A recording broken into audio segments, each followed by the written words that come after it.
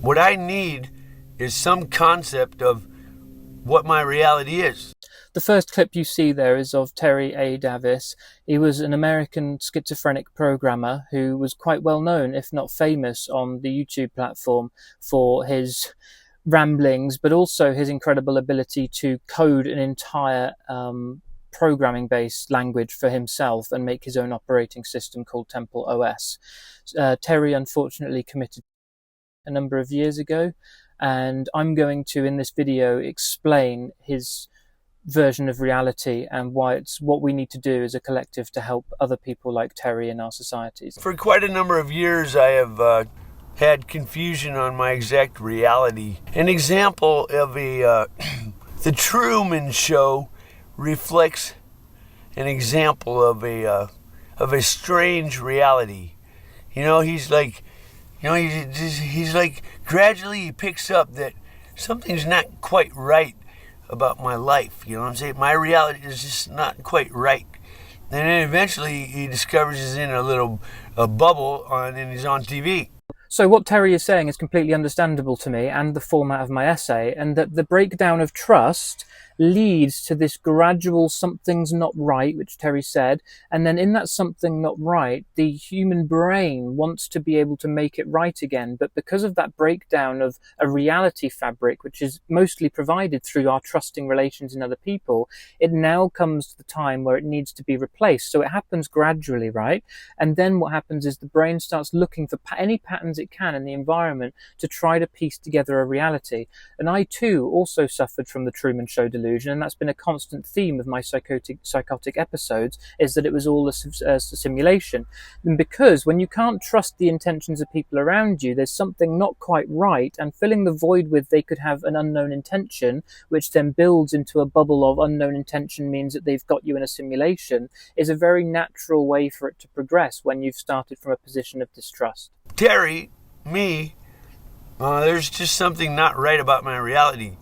And I don't have any, maybe one day he came up with the conception, hey, what if I'm like in a bubble and there's cameras, and he had this conception that explained his reality.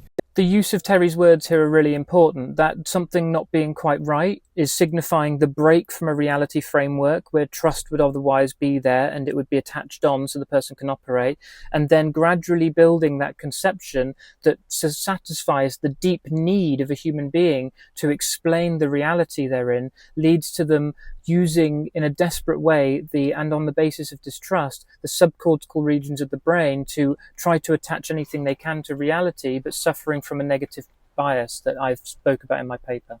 What I need is some concept of what my reality is. You know what I mean? For the Truman Show guy, his answer was he's on a TV show and they're taking cameras of him.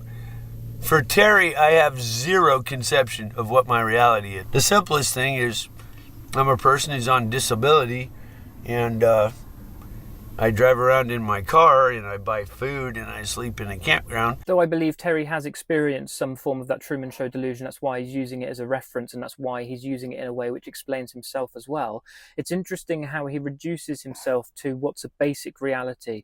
I am Terry, I drive a car, I do this, and it's a part of philosophy in a way to you are what you do, but it's a concrete kind of element to try and grab to reality as much as possible in an absence of reality. He's reducing himself to something so small in the effort just to hold on, you see. But then it starts getting strange. Like why does the radio seem to talk to me? Like when I say stuff here, in the when I talk to myself, the radio seems to respond. Now, perhaps I have to explain that when it responds, it's sort of like a sort of a code. This strange thing Terry's talking about, I've experienced for the last 12 years, on and off, and in fact over the last week, because I've been challenging myself and pushing myself a bit further through stress, I've noticed the radio talk to me over the last week as well. And let me explain what's happening here with Terry. What it is a communication with the subconscious. Now, when you've built up a Truman Show delusion or any delusion in the mind and you've attached thoughts and emotions to it, and maybe you've been in that reality, that imaginative reality for a while, but you get over it and you realize that you haven't seen any signs of proof of it yet, and so you've put it on the back burner, the subconscious. What it does is it creates a little piece of subconscious narrative underlay, which is like a little subconscious story, if you like, that teaches the brain, the underlying brain, whether the person's conscious or not now, that it needs to look out for patterns of that. And so, say, for example, I believe in a delusional reality that I'm working for the CIA and they're going to send me signals and I need to decode something in real life. But then I stop believing in that because I haven't seen any evidence of it come up. But then later on, I'm in my car driving along and I hear someone say on the radio, "Oh, this person is played brilliantly tonight on their performance, but we should really give them the next set of instructions that they need to do better on their next performance because, wow, we really would rely on that to make us feel happy." I would see the secret messages in that as being the next set of instructions and make us happy. So I think now, okay, the CIA is sending me this signal through the radio that they want to give me a set of instructions to make them happy, and I need to wait for those next signals, and then maybe that encourages me to engage that subconscious narrative underlay to find more patterns in the radio, which gives this feeling that the radio is actually talking to you. As Terry said, it's actually codes, but I've had some really severe states where the TV's talk directly to me because I've let myself get a bit way too ahead. But that's what Terry's talking about. What do I mean by that? When they say one thing, I interpret it as though they're speaking in code, speaking something else, and that something else is a response to what I just said. So, that's kind of the simplest thing. And then you start getting like the YouTube videos are popping up based on what I say here, like in the YouTube feed box, okay? And what Terry is saying here is actually a very real problem that we have, where the technology and its invasive use at the moment is actually making schizophrenics a lot worse, and we need for an ability for people that have schizophrenia to turn off that microphone in their device that's always listening to them and promoting targeted ads, because it just adds fuel to the fire and it prevents them from delineating between the radio signals that they're getting and the digitalized signals that they're getting from people that are using information about them to suggest them better advertising. You know, the internet sites I go to are supposed to be somewhat comprehensive, and yet they look like a very, very tiny world. When I walk the streets, I get a very vague sense that I'm not just some stranger, you know. I get a very vague sense that I'm somebody that they're interacting with, you know, like, for example, a reality TV star or something. I get a vague sense, maybe that's what I am. Maybe I'm imagining it. Terry isn't imagining it. We know that the technology companies are very invasive with the way that they advertise things to us. It's just very unfortunate with how that plays with schizophrenia, and it's played with my mind too. And it's almost an emotionless thing. So there's a need to personify it and to put some reason to it. And as he's saying, that he's attributed that Truman Show-like delusion to it, which just contributes to a real mess for people like Terry and myself. So basically, it goes on and on and on. My whole reality is very confusing. I don't really have a choice. You know, sometimes I think as you mature, you just, you know, they speak of heaven as a cloud. You know, if you can imagine walking around on some crazy, like you look down and like this fog, but somehow you're walking around. Maybe that's reasonable. I don't know. It's pretty weird. That's completely reasonable. And the nature of schizophrenia is that there is a lack of reality, but in some way you're still existing in that reality, right? The Zen Buddhists say, there's a koan, I believe, that being enlightened is like being 2 inches off the ground, right? It's because it is a healthy form of detachment from reality and entertaining that space that Terry is talking about. And when he's saying, imagine being up on a cloud and looking down into fog, and that's exactly what it's like. It's because he's got nothing he can attach onto. He's looking out into confusion. It's all fog of war, right? But at the same time, he's still existing. And he said, it's quite horrible to hear, but he said, I have no choice. And so that's what it's like for him. He is up, suspended in the air, like being 2 inches off the ground, but even higher because he's doing it in a horrible way. And then he's looking down into nothing but fog because he can't see anything. He's just having trying to be reduced to just existence. But the problem is that we don't help people with schizophrenia realize how to healthily just be in existence. There's always the desire to make it real, you know. But, after 20 years, it doesn't seem to get real. And the whole time there's been a verge of making it big. For the past 20 years, I've been like, oh, great. Now they're finally understanding that I have a space alien. The whole world will know. So Terry's obviously had big aspirations and dreams, and what I believe his Temple OS to have been is his way of trying to concretize a reality for himself to provide himself some foundational stability. I've been doing the same thing, but trying to concretize reality for myself through psychological models. He was doing it through technological models, and I really do believe him to be one of the greatest programmers for that. But the thing is that he still needed to fill the void, and so when he refers to an alien, what he's doing is in the void and the absence of anything to hold on to, he's filling that void with an alien that might be up on a spaceship somewhere helping him in his everyday life, is a replacement of God, because for whatever reason maybe he doesn't assume that God is everything and that maybe God is something else to him, and so the alien fills the void as a place of benevolence, right? He's looking for something benevolent to be looking after him, and that's what the alien is, because I've had the same delusions and that's exactly what I was doing. But the sad reality of it is that Terry unfortunately was doing this in a way detached from reality in a useful manner, because we really need to define this if we're to help people with this condition. Let's just say I'm walking in the air and somehow I'm floating in them way up in the air and I have no idea what's under me. I mean, just imagine you're just like walking around up in like the sky or some crazy shit. It's a terrifying experience. That's why there's the need for this some form of benevolent force. So why am I walking around in the sky? How come I'm not falling? And like, what the fuck is going on? You know what I'm just saying? It's kind of like, this is completely fucked. You know what I'm saying? Imagine you're like walking around, somehow you're like walking, and it's the goddamn sky, and like your feet are just not falling, and like you're just like, you kind of learn how to live life up here, like, oh, that's weird. I guess there's where I get my food. I don't know, some Jetsons. That's getting a little carried away. But like, well, this is very strange. I have no understanding. I used to need an understanding. It wasn't normal for a person to be way up in the sky, like when I was a kid.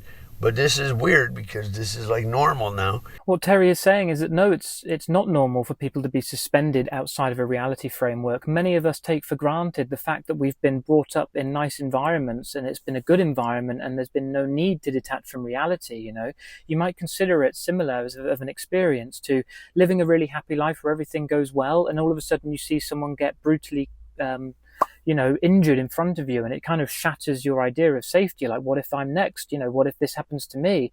And that's exactly what happens with people with schizophrenia. As they're getting older, maybe in that 18 to 24 period, they start to see things in the world they can't explain. It creates a break, and all of a sudden they're like, well, what reality am I really in? But that questioning, just because of the way that their brain makeup works and maybe a genetic predisposition, it affects people in that way, like myself, where they really lose touch with reality and feel the need to explain it. And this is why so many people that are trying to destroy these ideas of God and religion and philosophies really need to take a step back and think of the people that are lacking any form of reality before they destroy it. Because say if you did this to Christianity and all these people who believed in Christianity or Islam, and you just completely destroyed their faith without a reality to bring them back to, you might just create an entire different kind of condition in people that you can't control. And so there is a deep need for reality stabilization in people, and we're just mindlessly destroying it for others. But run over, let's get back to the video. If you had any idea how confused I was, and yet how I just carry on, fuck it. I guess you get used to being absolutely batshit crazy. And you just live, You're kind of like, oh, well, that's unusual. A stranger in a strange land or some shit. Well, I guess this is the way you do the moonwalk, like floating in the air or some shit.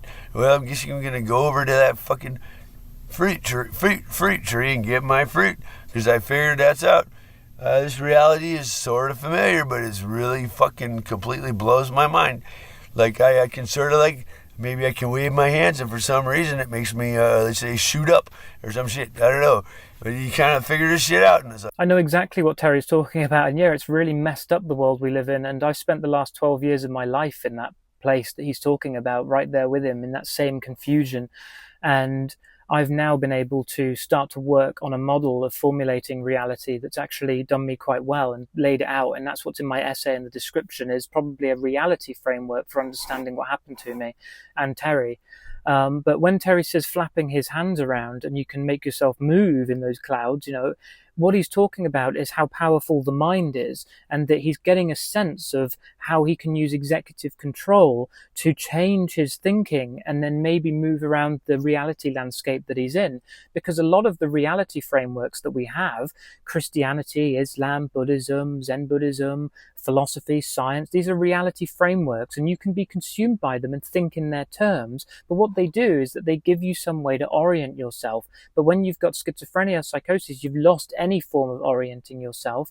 But you can get some truth in that you can think things and it helps change the way that you're feeling. And that's what we know the prefrontal cortex does. You can produce thoughts that actually calm down your emotional systems. So when Terry's saying he's flapping his hands around, he's meaning that he's learning that he can use, which I've had to do. I've had to really use, I can learn this, really learn I can use this. He's learning that he can use this frontal part of the brain to navigate or negotiate with these underlying systems. I have no fucking clue. I just did that, and I have no clue what's going on. And I'm just absolutely just mind completely blown, And somehow I kind of like just deal with it, trying to stay happy.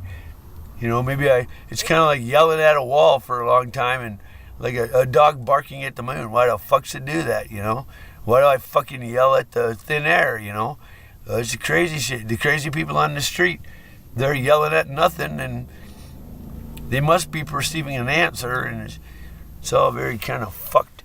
I don't know. Anyway. It is all really kind of messed up. And yeah, like a dog howling at the moon. Why does it do that? There's this deep need for the incorporation of underlying biological systems into our reality framework, but that's not the way that social scientists are going. They're going down this blank page framework, right? That humans are a blank slate, but there's so many biological systems underneath the mind that promote behaviors in us that we need to integrate into a reality framework. And we're doing these people and myself a real disservice by not allowing a reality framework to be built.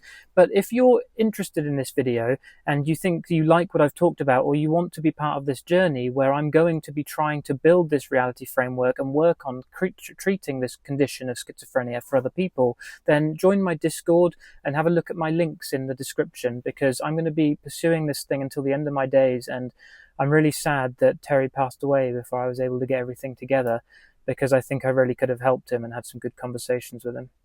But anyway, yeah, see you on the flip side.